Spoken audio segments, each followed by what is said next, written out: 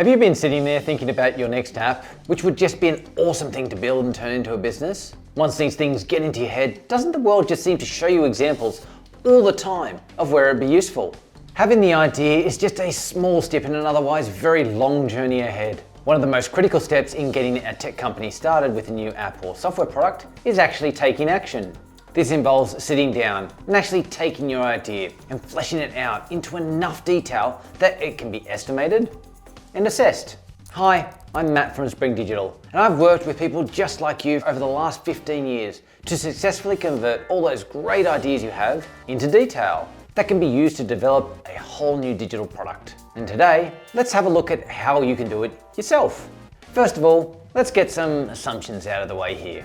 Number one, you have an idea, and that idea has been fleshed out significantly enough that there is a business in there, and that there is a gap in the market.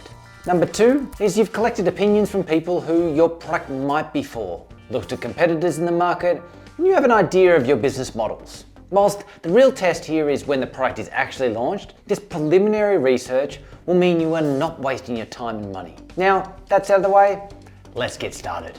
Step one, the setup. The best tools for writing requirements and getting the details out of your head is actually a mixture of pen and paper and a program like Microsoft Word or Google Docs. Personally, I like pen and paper as I can sort of sit off and stare into the distance thinking and get big chunks of the idea out of my head easily without being distracted by email and other internet things. This brings me to number two, breaking down the features into sections. Now, they're also known as epics in the tech space. Epics or sections are just as they sound, large chunks of features representing an area of the app. Some ways to pull this apart are, that's option one, start at the first page or login screen and then work in. Now option two, defining the navigation and all of the pages and then pick it apart section by section. Or maybe option three, define the critical path through the app and then when that's written, move to the other sections around that. An example of this would be an e-commerce product. You'd look at the product grid page, then the product page, then the shopping cart, and then the checkout. Make sense? Step three is then the early review. Analytically evaluating all aspects of your product's potential opportunity like an investor. What sections are important? What are just nice to have? Do these sections cover off what the customer would actually need to solve their problem? I generally work hard at this stage to combine sections or remove them altogether. It's a difficult task, but ultimately necessary.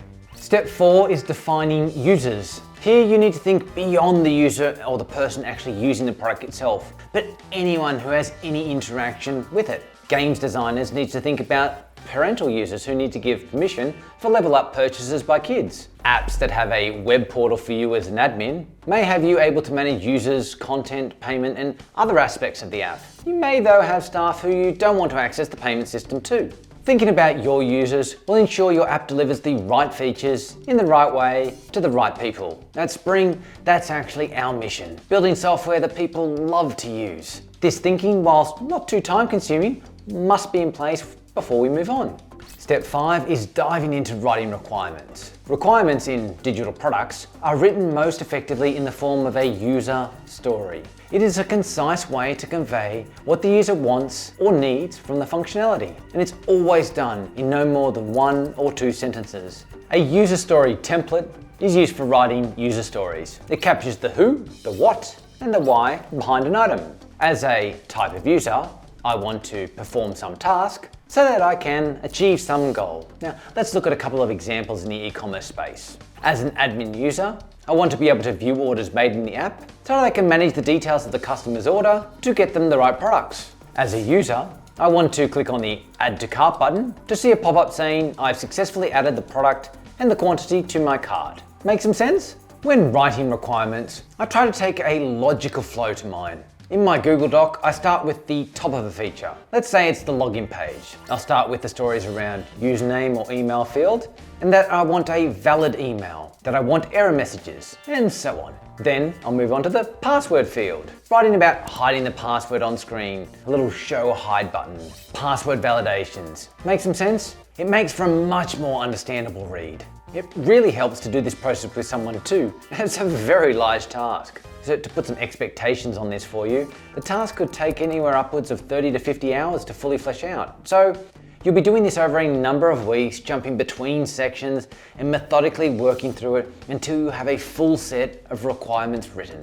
When done, there are a number of other sections you'll need in order to send this off to someone for quote and assessment. You can check out my YouTube channel for a video on how to create the perfect RFP for more detail on the other parts you'll need to complete. I hope you found this video helpful. If so, please remember to like and subscribe for more content just like this. Till next time.